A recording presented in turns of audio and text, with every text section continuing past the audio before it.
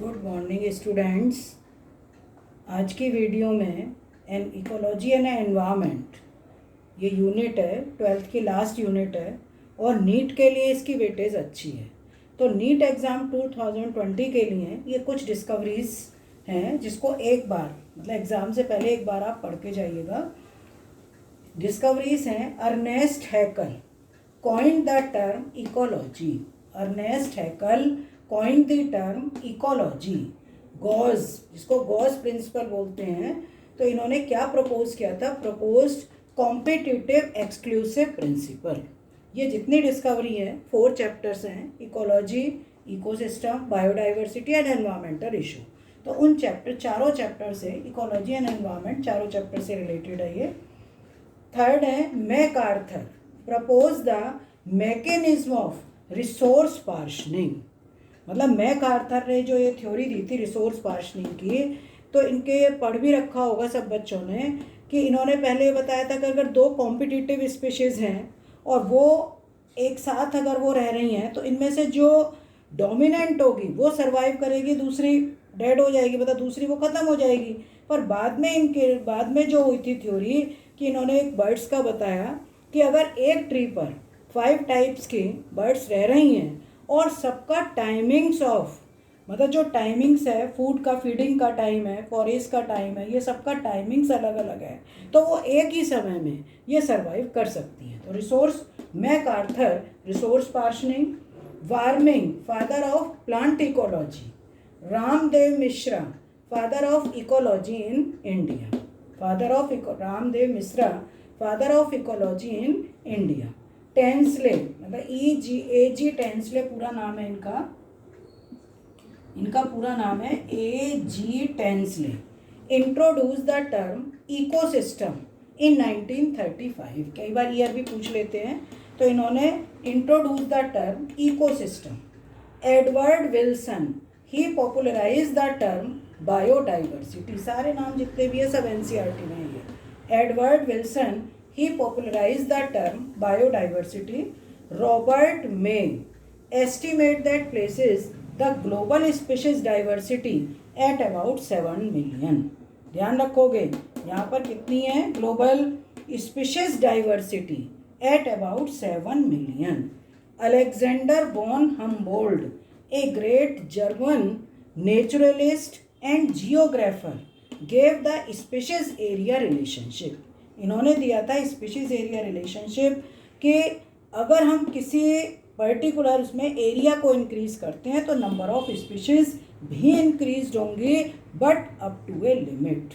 तो ये एक लिमिट में इंक्रीज होंगी। तो इन्होंने Alexander von Humboldt, great German naturalist and geographer, gave the species area relationship.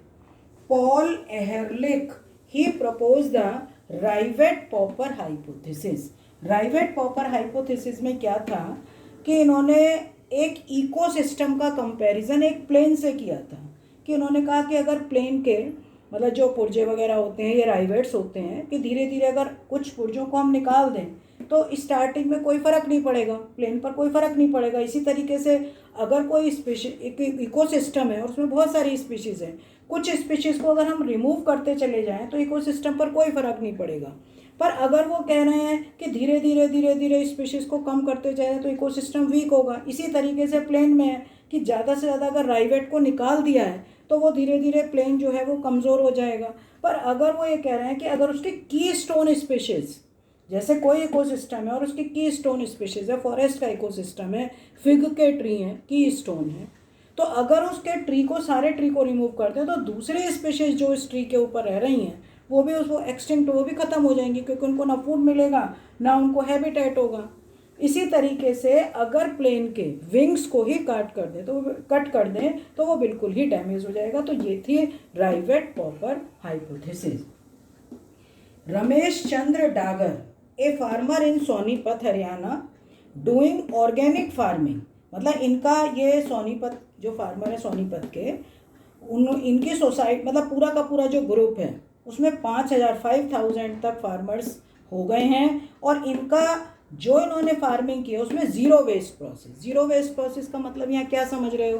पूरी फार्मिंग की फार्मिंग मतलब मतलब कितनी एकड़ ज़मीन में इन्होंने फार्मिंग की, बायोगैस प्लांट लगाया और सीवेज ट्रीटमेंट प्लांट लगाया, हनी बी कीपिंग करी। तो एक का जो अगर मान लिया वेस्ट भी निकल रहा है वो दूसरे में काम आ जाए।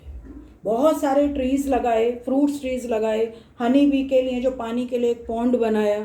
तो उस तरीके से एक की चीज़ जब दूसरे में जाएगी तो कोई वेस्ट नहीं होगा, इसको ज़ीरो वेस्ट प्रोसेस भी बोलते हैं। तो ये इन्होंने ऑर्गेनिक फार्मिंग पर काम किया था। इनके बाद ये 2-3 और हैं इसमें जो साइंटिस्ट हैं।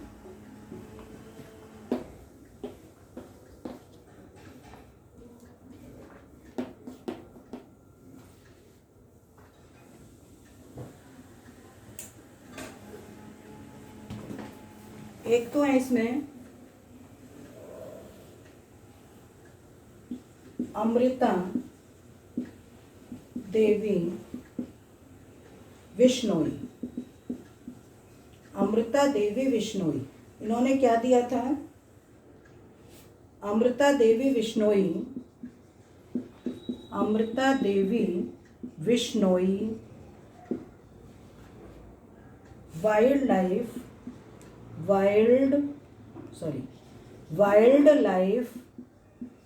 प्रोटेक्शन, ये वाइल्ड लाइफ प्रोटेक्शन के लिए दिया था। इस पर इनको अवार्ड भी मिला था। मतलब ये विश्नोई, इनकी 3 डॉटर्स भी थी, तो इन्होंने इस पर ये वर्क किया था। अमृता, ठीक है। और एक चिपको मूवमेंट, सॉरी इधर मैं लिख देती हूँ, चिपको मूवमेंट। चिपको मूवमेंट किसका था? सुंदरलाल बहुगुणा। सुंदरलाल बहुगुणा, इनका ये चिपको मूवमेंट था। और एक मूवमेंट जो था, एक मूवमेंट था आपिको मूवमेंट। आपिको मूवमेंट, ये जो आपिको मूवमेंट था ये किसका था? पेंडुरंग हेज। पेंडुरंग हेज, ये इनका सुंदरलाल बहुगुणा का चिपको मूवमेंट और पेंडुरंग हेज का था आपिको मूवमेंट। ठीक है, तो ये सारी डिस्कवरीज हैं इकोलॉजी में। इसको एक बार सब बच्चे रीड कर लेना। ठीक है बेटा, ऑल दी बेस्ट।